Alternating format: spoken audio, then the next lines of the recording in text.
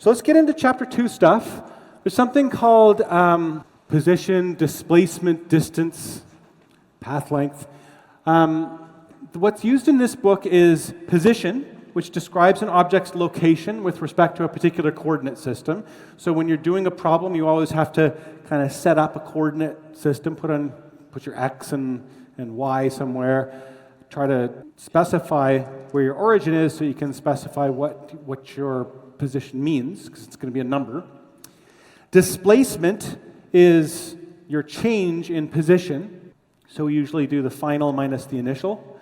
And then the magnitude of the displacement, since displacement is a vector, you can have how far that vector is. And then there's another thing, sometimes called path length, also called distance traveled, which is how far an object may have moved during that time, from whatever initial time to final time. So path length, imagine laying a string along the path that the object took. The length of the string is the distance traveled. Talk about an example where a car backs up, moving in the negative direction, towards the origin of the coordinate systems at x equals 0. The car stops and then moves in the positive direction to its final position. So the car actually starts here at x 0. And then it's going to, that's a car, by the way.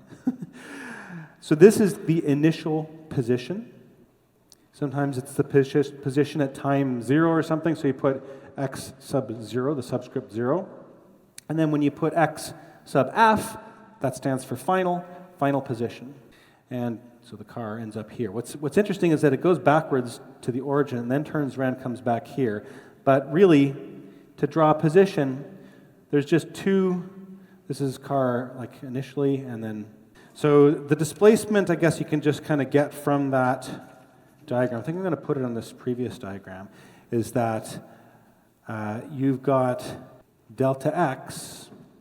I've got to draw my delta a little bit better. So delta is a triangle. It's a Greek letter.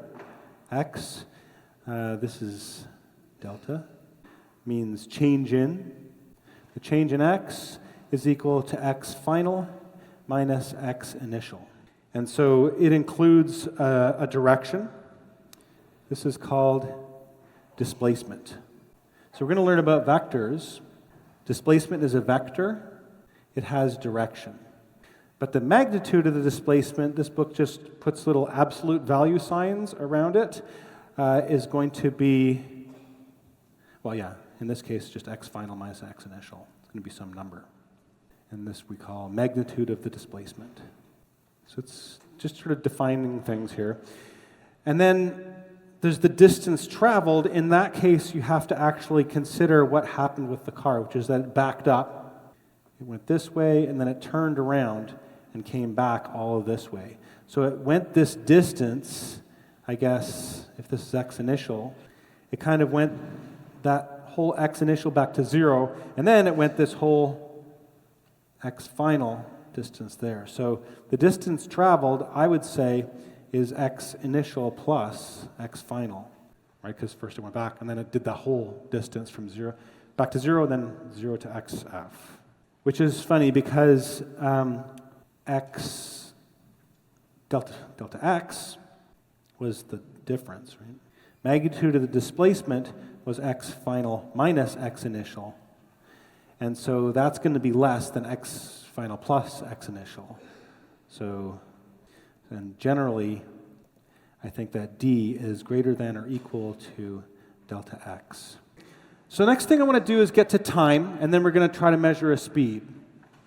And I've got a volunteer helping me with a particular measurement, but we'll get there in a minute. So what is time?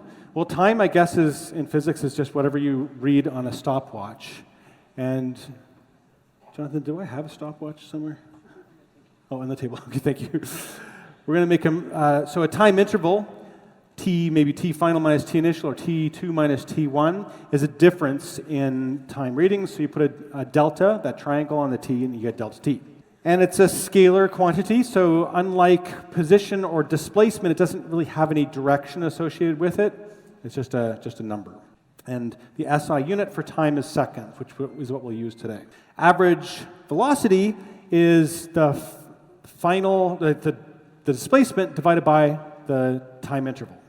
So if an object is moving steadily with constant velocity, then the velocity is actually the rise over run of a position versus time graph.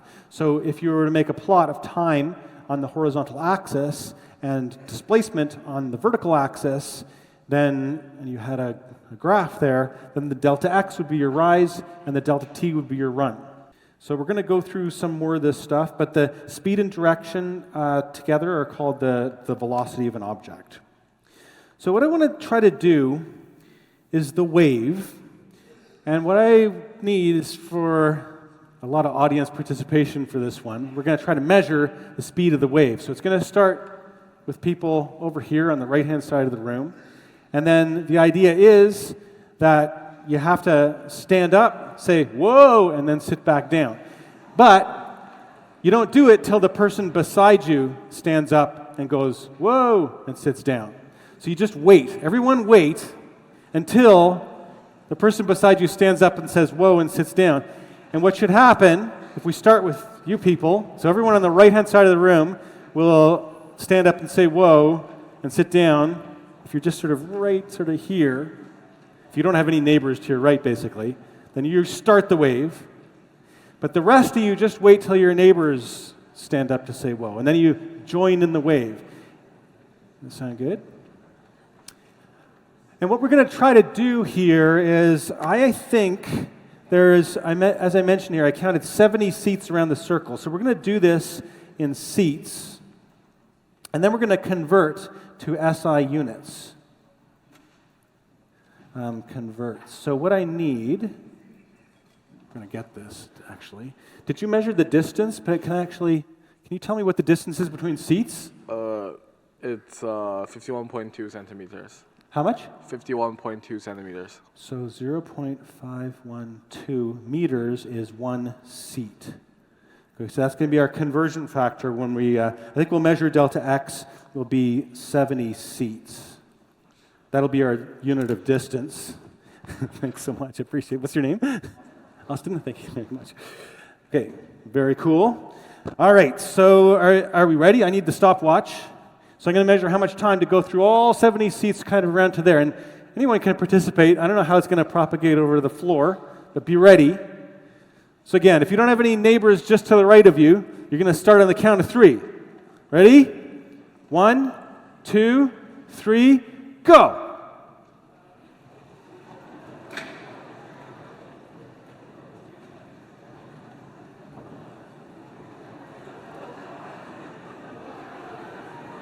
All right, nice. 12.56 seconds. Very, very good. Well done, everybody. So I got delta t is 12.56 seconds. So the speed is delta x divided by delta t is 70 divided by 12.56 seats per second. And then we can convert that, actually, multiplying by 0.512 to convert to meters per second. So times, it's good to convert these things to SI units. 2.85. So that is V is equal to, it's going to be 5.57 times 0.512 divided by 1. So that'll convert meters, and this is meters per second.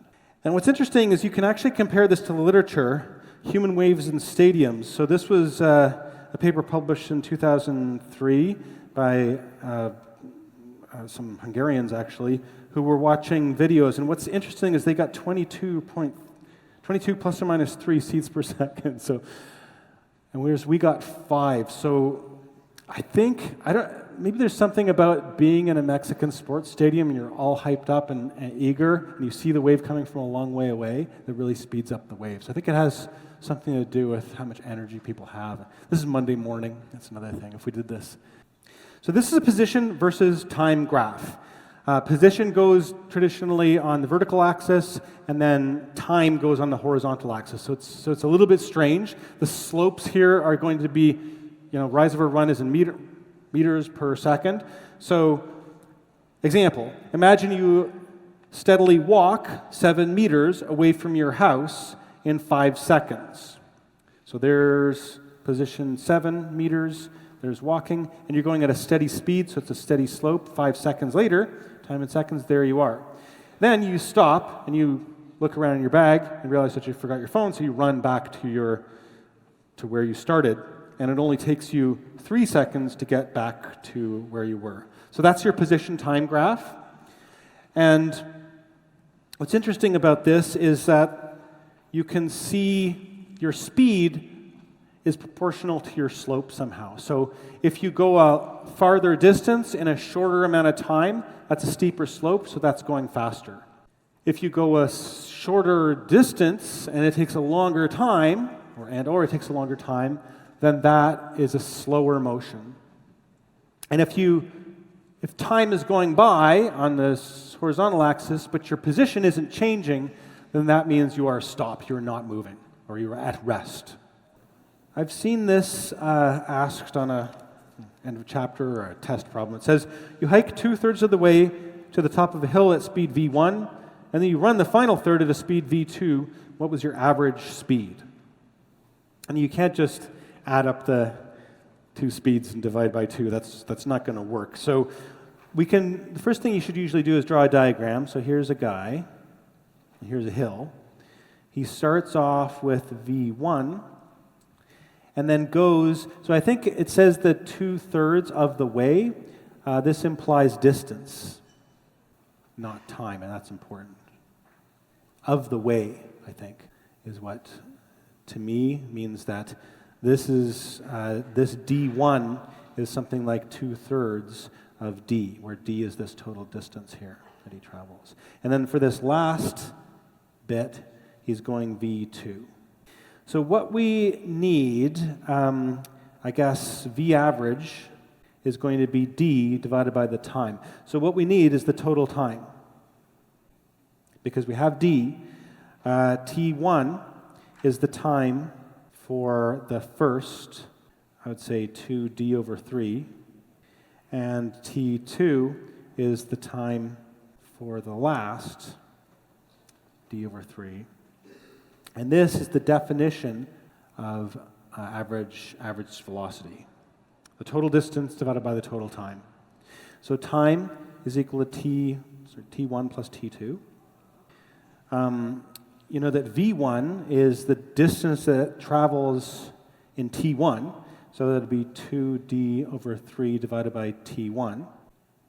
So I think you can solve that out. You can say that t1 is equal to 2d divided by 3v1. And you also know that v2 is equal to d over 3 divided by t2. And that means that t2 is equal to d divided by 3v2. So the v average from this equation here is going to be d divided by t1 plus t2. So it's d divided by 2d over 3v1 plus d over 3v2. So now that you have to do some algebra to try to simplify that out, I guess, or you should do. Although I guess that's the answer. What I could do is times the top and bottom by something that simplifies this a bit. So get rid of the 3's on the bottom, get rid of the d's on the top, multiply top and bottom by 3 over d. So you get v average is equal to 3 divided by 2 over v1 plus 1 over v2. Still doesn't look very simple, but I could multiply top and bottom to get rid of those fractions on the bottom, by v1 times v2. So I get 3 v1 v2 divided by 2 v2, I guess, plus v1. So it's definitely not just adding the two speeds and dividing by 2. Yeah, so if you have a position versus time graph, you can get what the slope of that is. So you would say, but that's not always constant. So here it looks like the slope is increasing, maybe up to here. And then it decreases, maybe down to about here. And then it increases again. So what I would say is that at every point, there's like a tangent, delta x divided by delta t, v is equal to delta x over delta t. Those are deltas. And then you could also do little tangents here, where the delta v and delta t, you would say that the acceleration is equal to delta v divided by delta t. So the same process of taking slopes at a bunch of different points and then plotting those slopes, you can do that for the velocity versus time graph. And now the slope is called acceleration. And so what you could do here, for example, if you have a parabola, x versus t, then I would say v sub x is the slope of x versus t graph. And some people call this the derivative in calculus. And then the a sub x is the slope of the v versus t graph. Again, it's the derivative. So the time derivative of position is velocity, and the time derivative of velocity is acceleration. You can also go backwards down. So there's something called the area under. This is what I was going to talk about. We'll talk about it more on either a Friday or Monday, which is that v sub x is the area under the graph of a versus t. So you can kind of find the area here. It's a graphical method called an integral. So this is when, in calculus, some people say that derivatives, and like integration is the opposite of differentiation. So that's what this means here, is that x is the area under a graph of v sub x versus t. So we'll talk more about those graphical methods in a bit. I also asked you at the end of class last time to think about, does constant velocity imply constant acceleration? And the answer there is, yeah, it definitely does. In fact, it implies that the acceleration is 0, which is a constant. Okay? What about the other way around? Does constant velocity imply, does constant acceleration imply constant velocity? In that case, the answer is no, unless I guess that constant happens to be 0. What a constant acceleration situation is it means that the velocity is changing at a constant rate. That's kind of what you should think of. The acceleration is just giving you a feeling for how fast something is, or how much it's speeding up by, like how many meters per second does it gain every second. So also, velocity is a vector. It has direction. And in one dimension, we specify that direction by giving it a sign usually. Acceleration is also a vector. Let's try to review this and go over it a little bit better. And in fact, this was, so many students were asking, this is just 3 of them from this morning, but there was, I don't know, there must have been 20 questions, all asking for the same sort of thing. What the heck is deceleration, and how is that different from negative acceleration? So let me go over that. So I think in common parlance, to accelerate and to decelerate are opposites. But what's interesting in physics is that we don't do it that way. We say that deceleration is kind of like a subset of acceleration. So in fact, I don't even use the word deceleration. It doesn't really help anybody. I just say accelerate.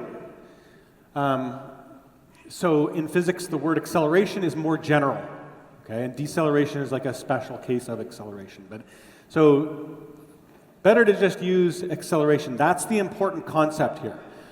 If an object's velocity is changing in any way, because it's speeding up maybe, it's slowing down, or it's turning, whatever, then it has acceleration, and this acceleration can be measured in meters per second squared. You don't need to even use the word deceleration. So, but if you want to, I think deceleration means that's slowing down.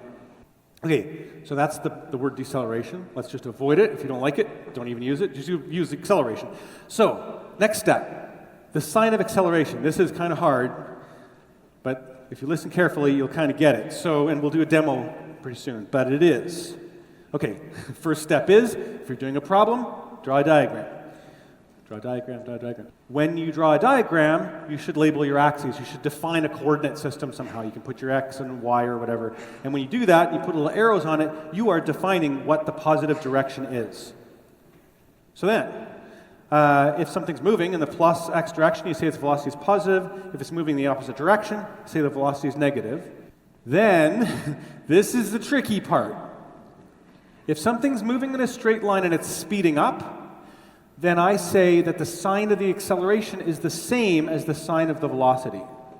So if you're speeding up in the positive direction like that car was, then the velocity is positive and the acceleration is also positive. But I guess if you're going in the negative direction and your velocity is negative and you're speeding up, then your acceleration is also negative. And then if something's moving in a straight line and it's slowing down, that means that the acceleration vector is opposite your velocity vector. It's killing your velocity, right? So, and that's exactly what you guys figured out when the car was slowing down.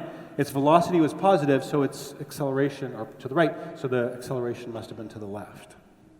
So if you specify, if you've drawn an axis, and you're specifying direction with a sign, then the opposite direction means an opposite sign.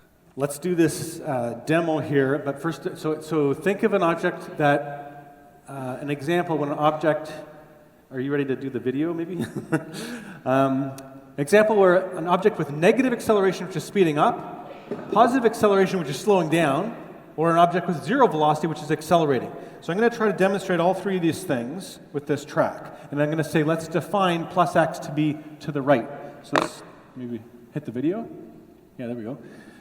So to the right is that way, right? Yep. Okay, good. So plus. That's now, so my first step is to define which direction I define to be plus. So I was going to say, think of an example with negative acceleration, which is speeding up. So if I turn this on, there you go. It's already set up that way.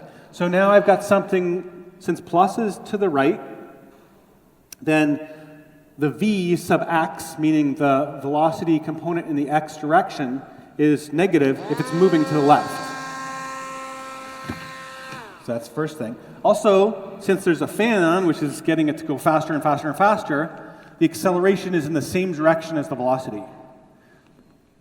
So the acceleration has the same sign as the velocity because we're specifying direction by sign. So negative velocity means negative acceleration. So this is something negative acceleration and speeding up.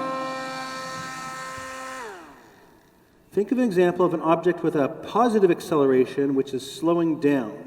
So it's positive acceleration, and its acceleration is opposite the velocity. So I need negative velocity. Yeah, so what I'm going to do is this. And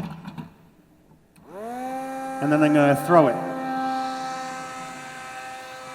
Okay, so what was going on there, it's kind of hard to see, but I started it with a fast velocity and it slowed down, slowed down, slowed down. So what's going on there? It has a negative velocity because it's moving to the left, and since it's slowing down, the acceleration vector is opposite the velocity vector, so it's a positive acceleration. So this is something, a positive acceleration, and it's slowing down. Let's see one more time. And I think, the acceleration is the way that the force is pushing it, right? The fan is pushing it to the right. So it's got a positive force, a positive acceleration.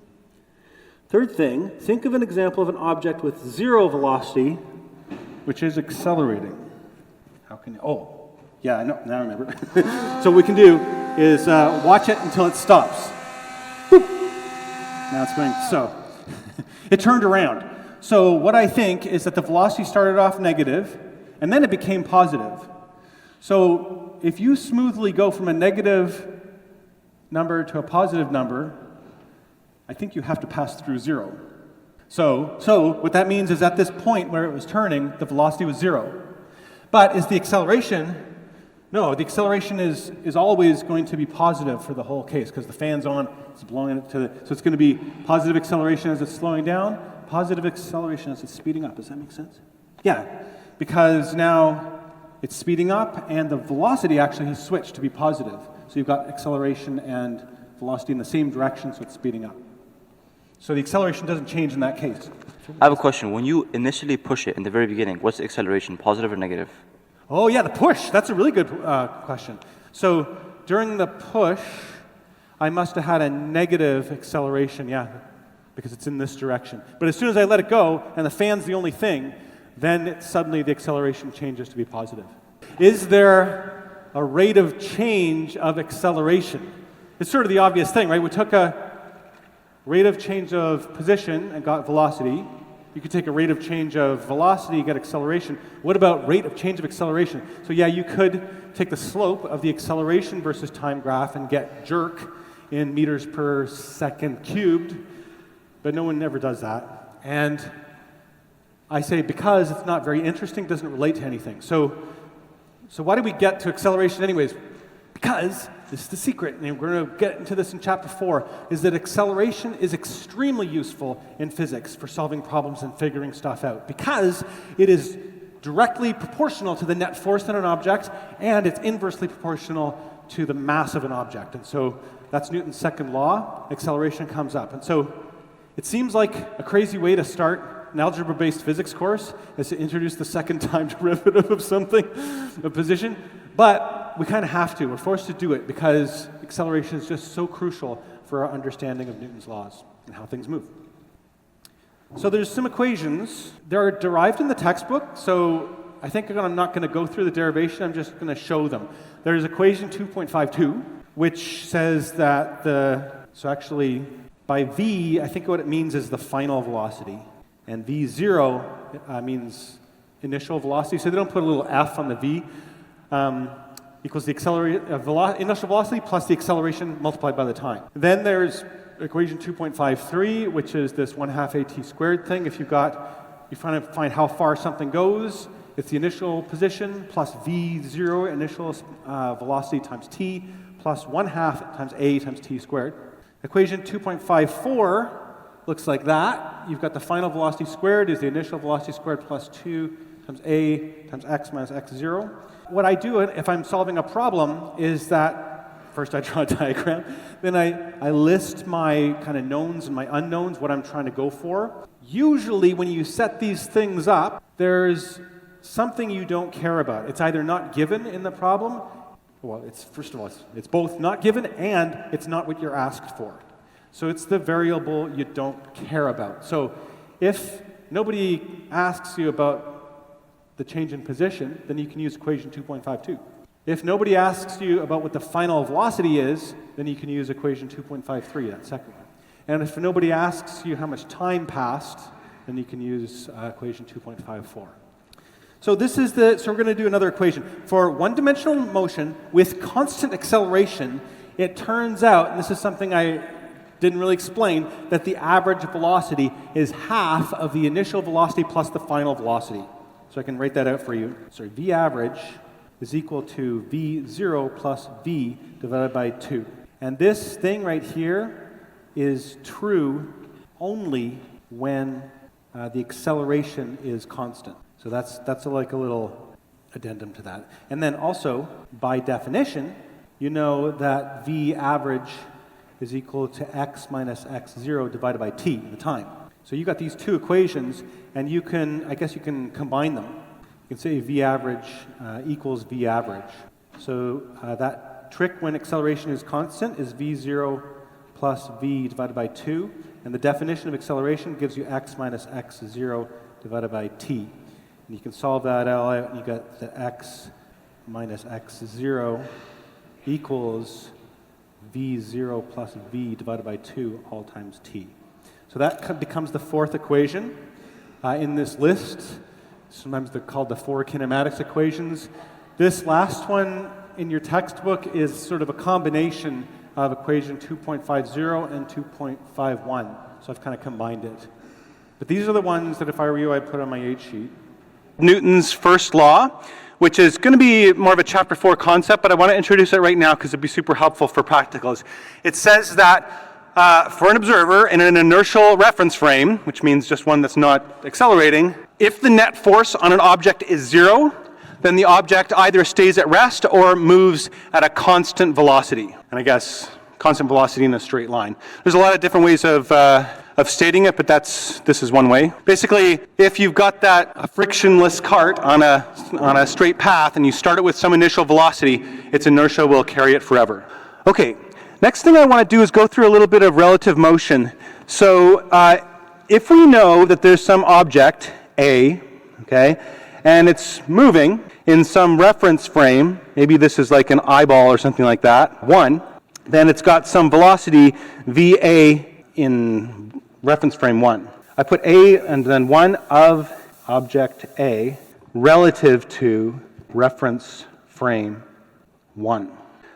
We can transform it to a different reference frame, which is if you've got another observer, this is another eyeball, which is moving along at some V21. This is the velocity of reference frame 2, so this is 2, relative to 1. So a different observer. Then we have that VA in the 2 is equal to VA in reference 1 minus V21.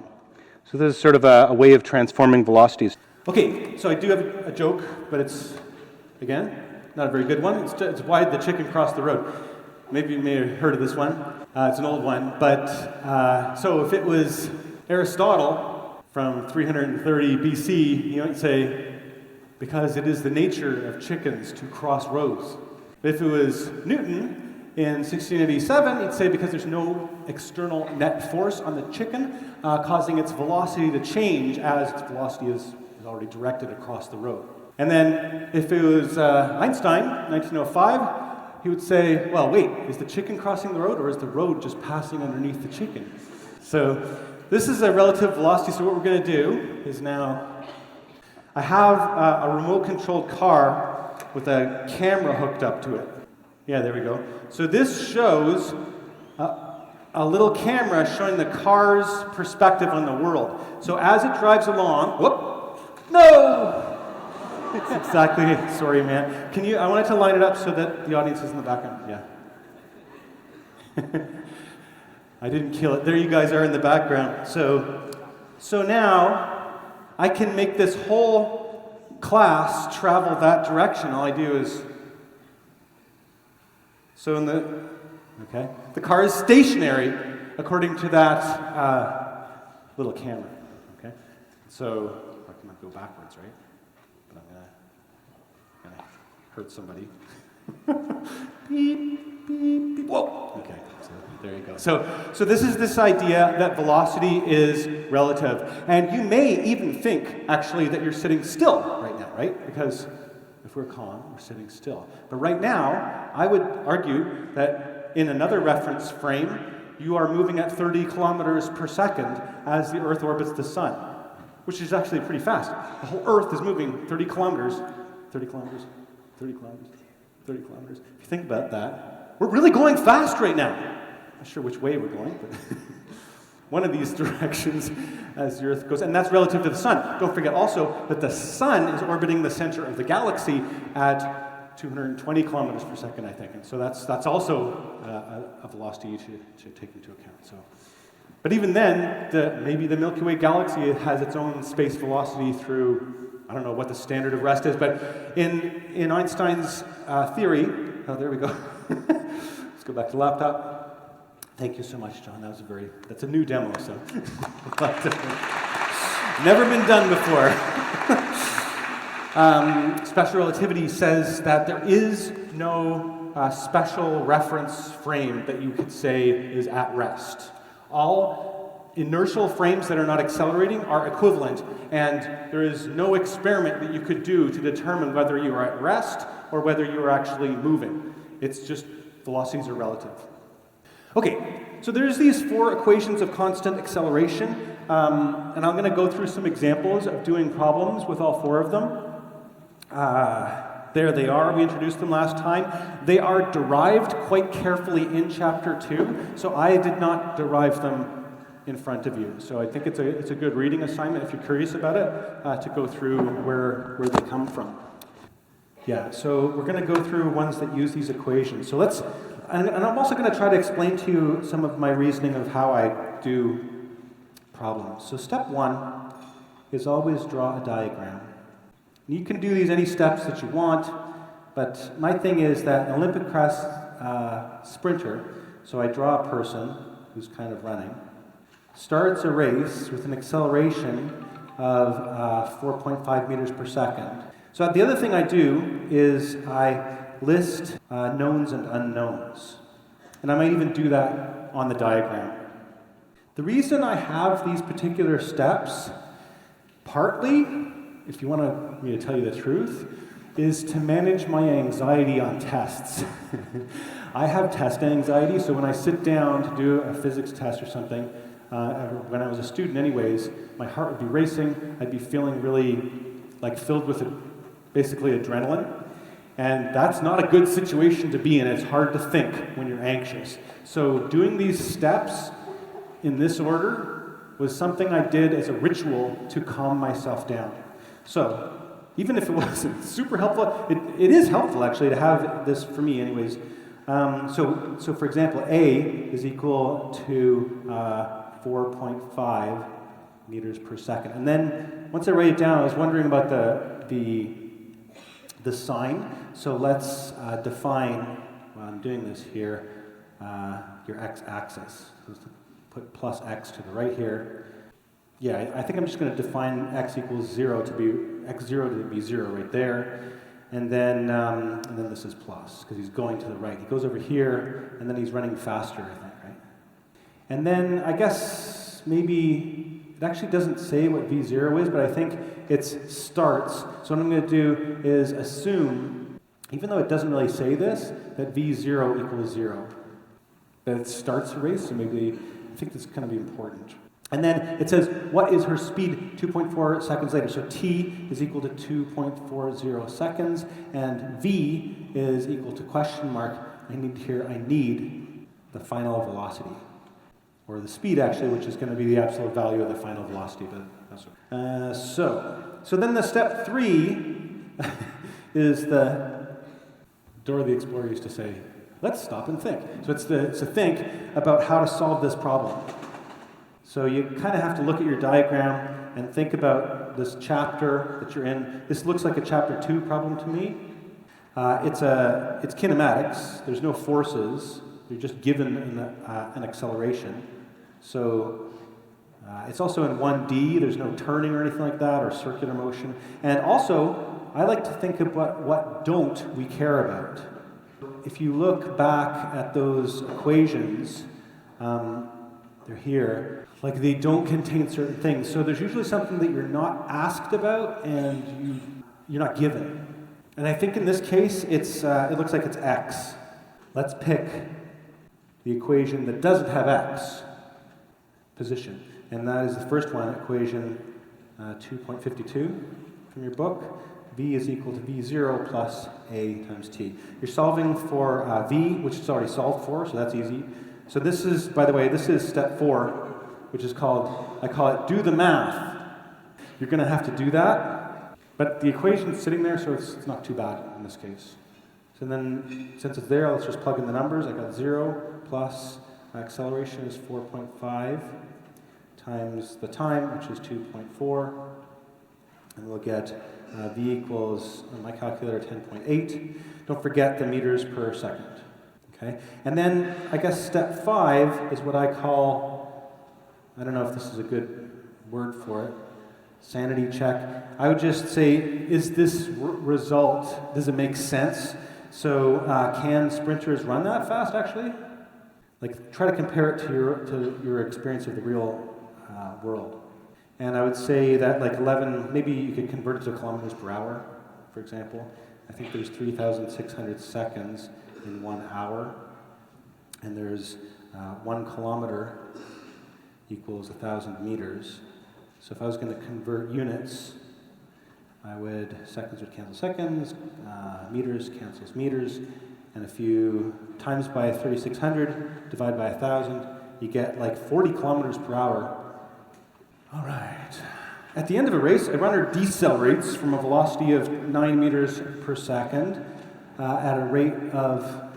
So while I'm reading it, I'd like to, again, draw a diagram. So there's a runner, which is starting off pretty fast, I guess, from a velocity. So I think the V0 is the 9.0 meters per second. I'm going to, again, define plus x to be here. So this is like drawing a coordinate system on my diagram.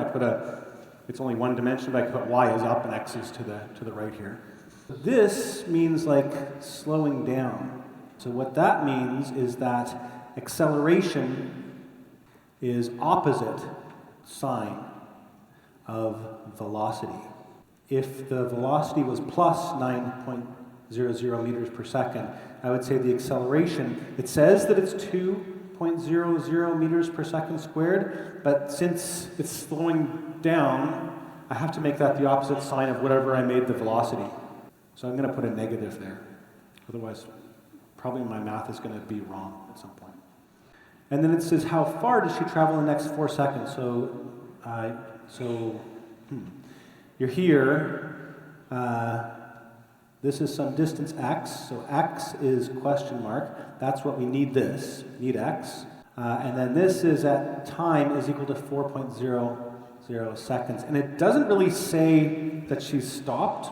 I will just say that the person may still be moving, I guess, forward at the end. I'm a little curious about that, but I'm not asked about it.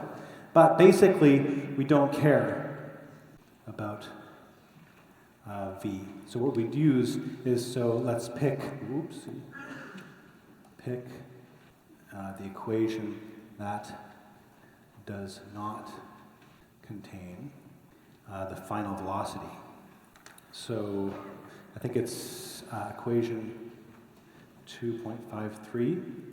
It's x is equal to x0. Oh, and I'll say that this is x0 equals 0.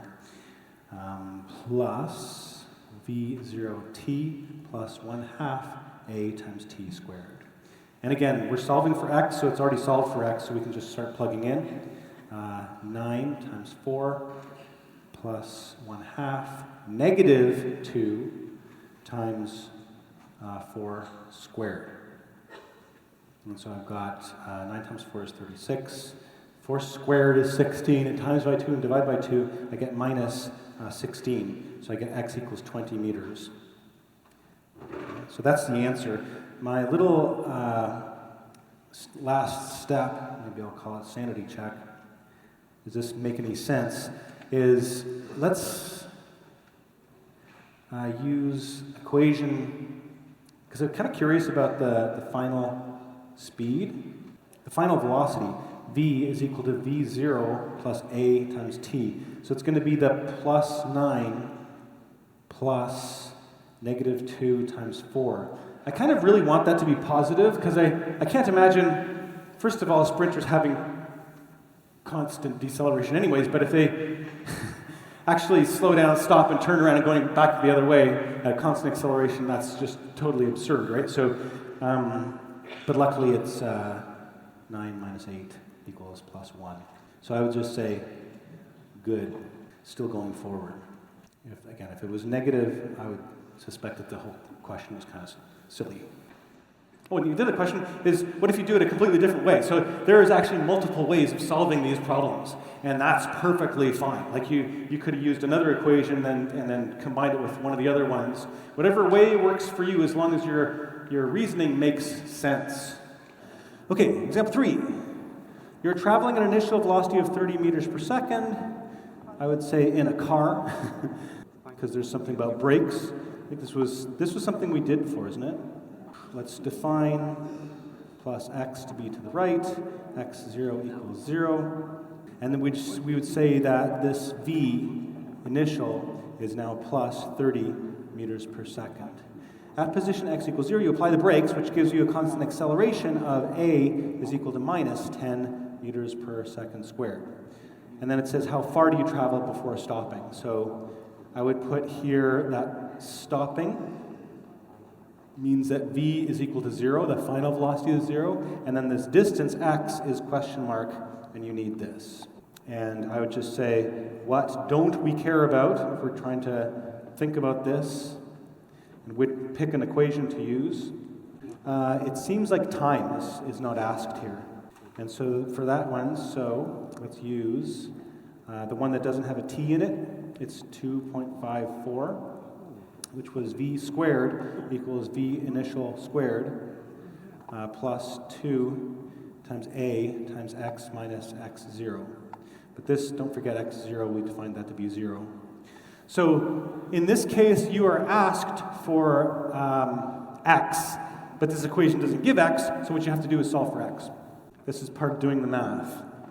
This is like where are we here?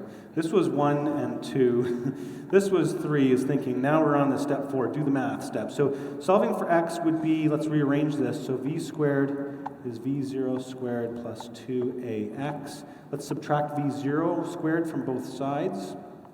Equals 2ax. And now let's divide both sides by 2a. If you go 2a and 2a, you get that these cancel, and you get x is equal to v squared minus v0 squared all over 2 times a. So now we've got to plug all the numbers in. V is 0 squared minus v0 is 30 squared divided by 2 times the acceleration is minus 10. And they're all in SI units, so I'm not going to write down the units in the calculation, but I get that x is equal to 900 divided by, negative 900 divided by negative 20. I got 45 meters. And then my step 5 is this is the same as Kamala got last class. I don't know if you guys know what I'm talking about, but last class, Kamala Harris was thinking about sort of that the average velocity here is about 15 meters per second, because it starts at 30, goes to 0, the average is 15. It also seems like if you're starting at 30 meters per second and you lose 10 meters per second, it's going to take you 3 seconds to go that far. 3 seconds multiplied times 15 average velocity, 3 times 15 equals 45. A motorcycle accelerates from rest to 26.8 meters per second in 3.9. So what I'm going to do is draw it. Draw a diagram, that's my first step. Doesn't have to be beautiful, but v0 is equal to 0. I'm going to have x going in that direction. I'm going to define x0 equals 0. And it says v is equal to 26.8 meters per second. That's like the final. And t is equal to 3.90 seconds. So I've listed my knowns and unknowns. The question is, how far does it travel? So x is equal to question mark. Need x. So if I was trying to think about what we don't care about, don't we care about maybe? I mean, we could find it. But I think it's actually acceleration. It doesn't say what a is, but it says assuming constant acceleration. But we know it's constant. Now I think, as I mentioned before, that may not be a very realistic assumption, but if we do assume that it's constant, then we can use equation, I call it 2.50 plus 2.51. They display it as two equations in the book, but I think it's better to just write it down like this. V initial plus V final divided by 2 multiplied times the time. It's the average, the change in position is the average velocity times the time. And then we can, so we can just solve that out. So it's equal to 0 plus 26.8 meters per second divided by 2, all times 3.9. So I got, this is 13.4 times 3.9. I got 52.26 meters. I guess we could round it to 3 significant figures if we want. 52.3 meters. And then, I don't know if you want to do like a sanity check or whatever, that does make sense. Reality check, 4 seconds, 50 meters. It's pretty fast, but it is a motorcycle. It's not always obvious how to do these checks, but sometimes just kind of look at it and see if it seems all right. If we had gotten 5 millimeters or something, maybe we would wonder if we were doing it right. So I want to actually do a thought experiment. So if you have a brick and it has a mass of 2 kilograms, it'll fall at a certain rate. What if you had a double-sized brick that has a mass of 4 kilograms? Should it fall faster? And this is one of those examples, so I think it's good to use your intuition when you think about physics, and we all kind of, I think we're scientists when we were young children, and we learned physics on the playground by actually trying things and repeating our experiments.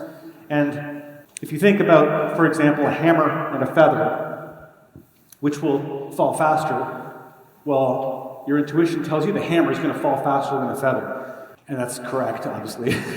So there's this idea that somehow more massive objects fall faster. So think about this thought experiment. What if I took two bricks and made a little gap between them and attached them to each other with a tiny thread that's extremely strong and can't snap?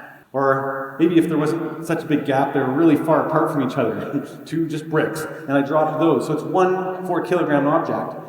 Do you think that should fall faster than a brick all by itself without the wire? It sort of seems to me like this is just one brick, but again, and the wire shouldn't pull it down any faster, I think. So there's this idea that free fall under the influence of gravity only with no air resistance has this rate of 9.8 meters per second every second. And the exact value of this free fall acceleration depends where you are on the Earth. It's a little less if you go up onto a mountain because you're farther from the center of the Earth. It's a little higher at sea level. For this course, we're just going to use 9.8. And it's an acceleration. So after 1 second, if you release something from rest, after 1 second, it's going 9.8 meters per second. After 2 seconds, it's going 19.6 meters per second. After 3 seconds, 29.4. It gains this about 10 meters per second every second. And so if you look at the distance between where something is at subsequent points, it keeps increasing, like that distance keeps increasing as you go faster and faster as you fall.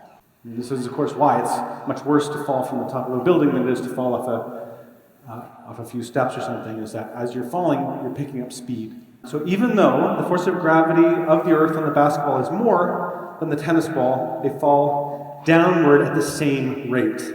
This was first popularly talked about by Galileo, and apparently there was even a breakfast with the Pope one day where Galileo asked the Pope to predict which would fall faster, a grape or a grapefruit. And the Pope predicted that the grapefruit would fall much faster since it's heavier. And then Galileo showed the whole thing. Galileo ended up under house arrest for the rest of his life. And so now we have tenure so that people can say controversial, crazy things that even defy the Pope, and we don't go to jail. We don't get fired. So if I drop an object a distance of 14 meters above the ground and it falls with negligible air resistance, how long will it take before it hits the ground? So you can use those same equations. So it doesn't really say, but I'm going to assume that V0 equals 0. It's dropped from rest. This is often the case with these things, dropped from rest. And what that means, it's the same thing I just did with those basketballs. I was very careful not to throw them up or down, but just to release them. And then it falls, how long will it take? So need t. Y is equal to 14 meters. Y0 equals 0. And it seems like we don't care about the final velocity. And what this means, it's a little strange as well, is it would be during this free fall, the velocity that the object has just before it hits the ground. So you could calculate that, but in this case, we don't care. So we're going to use equation 22.53, the one that doesn't have final velocity, which is y is equal to y0. Instead of x's, I'm going to put y's just for fun, plus v0 t plus 1/2 a t squared. We're going to say that a is equal to 9.8 meters per second squared. So this is 0, this is 0. So you just get y is equal to 1/2 squared. We can times both sides by 2. 2y equals a t squared. Divide both sides by a, you get 2y over a is t squared. So t is equal to the square root of 2 times y divided by a.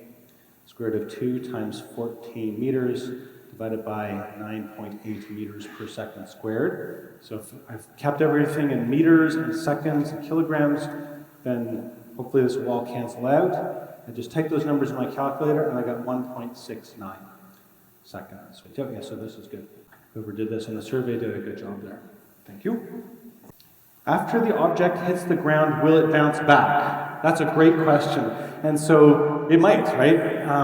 But the idea with physics is that often what we do is we try to simplify things and we model things, the things we can understand. So for example, if I take a ball and throw it or something, then there's the throwing motion, which you'd think would be important, and it certainly is. We just ignore all of that because it involves a bunch of forces from a human hand on the ball. And then, just after I release it, well, now it becomes something I can analyze using these equations. So the initial velocity, usually, that we use for when we're solving problems is just after it leaves my hand. We forget about all the motion during the hand. Then it flies along, obeying very simple laws of physics. And then, just before it hits the ground, we still are using the easy equations, but then it hits the ground, and again, there's an external force that's not gravity, and so it starts messing it up. Actual motion is complicated, but just after it leaves the hand to just before it hits the ground, that's something that we use these equations for. Are these equations basically the kinematic, but in the vertical direction? That's exactly correct. Somebody noticed that. Just replace the x with a y, and replace the a with like negative g, I guess.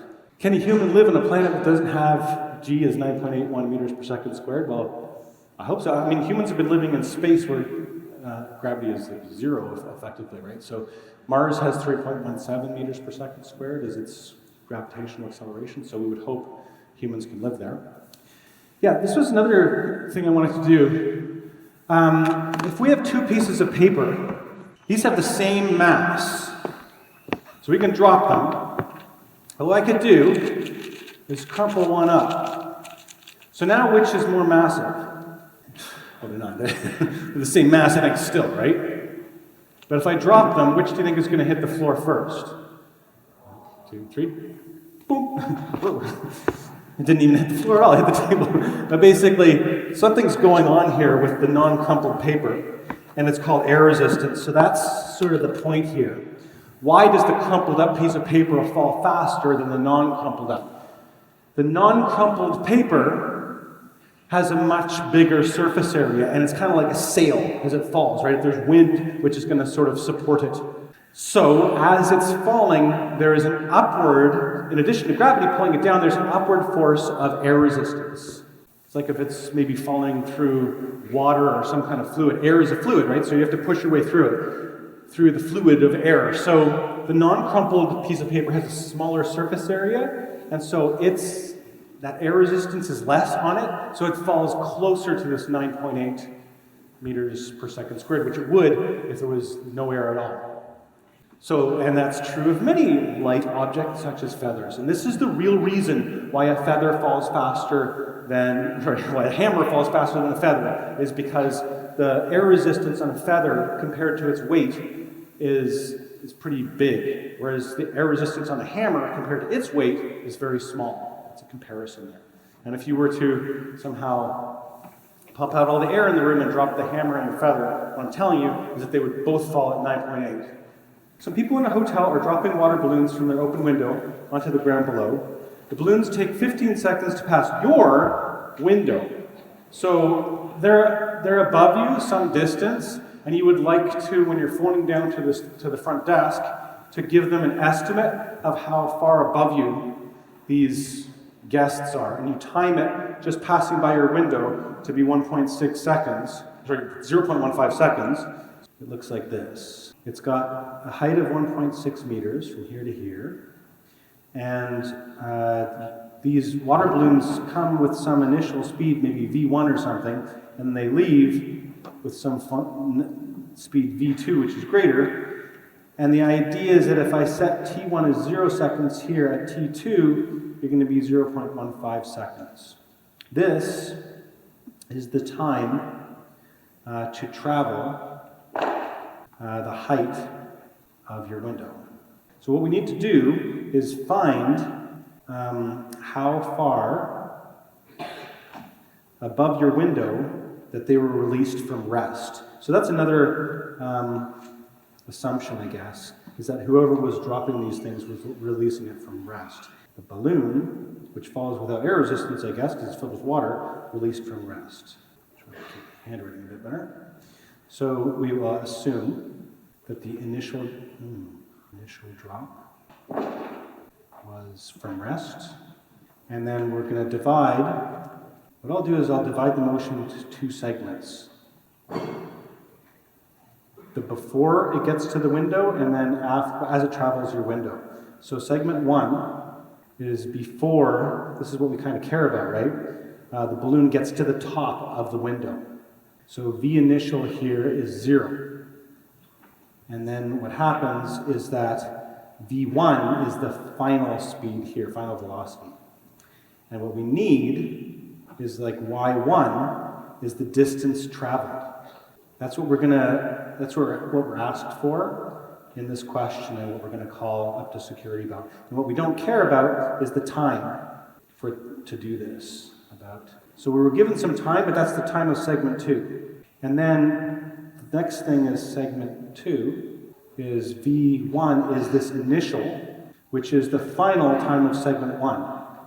So I'm going to take the final velocity of that first segment and make that the initial velocity of when it's going past my window. And I know that T2 is equal to 0.15 seconds, and Y2 is equal to 1.6 meters.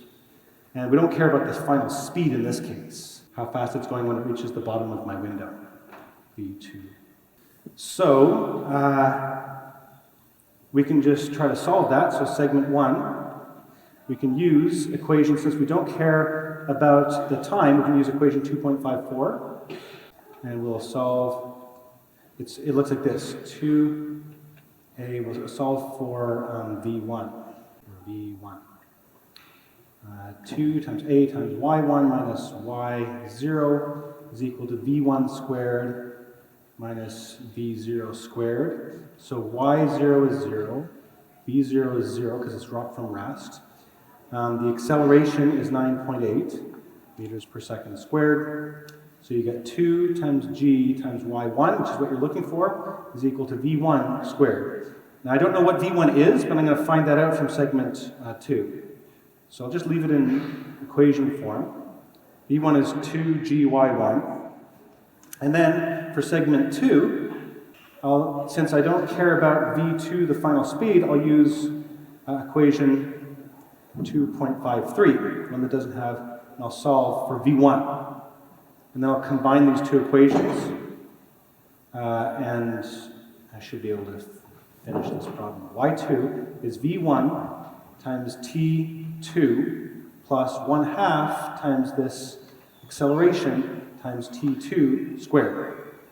So v1 is equal to y2 minus 1/2 a t2 squared divided by t2. And then, so we've got this equation, which is shifted over to the left. We've got this equation, and we've got this equation, both for v1. So I'm just going to set v1 as v1, depending what we got it from. Square root of 2 times g times y1 is equal to y2 minus 1/2 at squared divided by, that's t2, by the way, divided by t2. We can square both sides. We'll get 2gy1 is equal to, maybe we should change. The acceleration is g. So this y2 minus 1/2 g t2 squared, t2 all squared. Y1 is equal to 1 over 2 times g times all this stuff squared. And I just plug in all these numbers, and we'll be done. So y1 is equal to 1 over 2 times 9.8 times 1.6 minus 1/2 times 9.8 times 0.15 squared. And then square the whole thing, divided by 0.15. And if you plug in all those numbers, I think you get 5.03. So basically, security should look 5 meters above the top of your window, a couple stories up. So this is an example of dividing your motion into segments, and the idea being that the final position and velocity of your first segment becomes the initial position and velocity of your second segment. It's a pretty powerful way of solving one of these more complicated problems. So I do want to talk about graphical motion, graphical method for finding displacement. So the slope of a position versus time graph gives velocity, and the area under a velocity versus time graph gives displacement. So this comes up sometimes. So here's a velocity versus time graph of an object that's at the origin at t equals 0 seconds. So how far does it get? I'm going to take the area under that curve, and that's going to tell me how far it went. I would say we can first of all split it into two things, a square and a rectangle. So A1 and A2. A1 is the square, or it's a rectangle. So, and what's interesting is that it looks square-like, but actually the units of the height are different than the units of the width. One is in meters per second, and one is in seconds. But length times width, so it's okay, we can do that. And A2 is a triangle, and the area of a triangle is 1/2 base times height. So at t equals 0, x0 equals 0, and Vx versus t graph is given. So the area under the Vx versus t graph gives displacement. That's the concept here. It's the last concept of chapter 2, actually. So delta x is equal to x minus x0. So delta x is equal to the area under the shape down to that t-axis, a1 plus a2. So it's going to be length times width plus 1/2 base times height. So the length here is 2 seconds for this triangle, times the height is 4 meters per second for the rectangle, plus 1/2. This also has 2 seconds on the bottom, is the base, 2 seconds, times also the same height, 4 meters per second. So it looks like this, 8 plus 4. So delta x is equal to 12 meters. So the final position is 12 meters. And in calculus we call it an integral, but we're just using, in this class, area under the curve. My name is Jason Harlow, and I hope you enjoyed this video. If you have time, please fill out the feedback form on my Google Forms available in the description to this video. There's also a link to the Google Classroom where there's a public discussion forum and a place where you can ask me a lot of questions. Also available as a link in the description to this video. I look forward to hearing from you. Take care.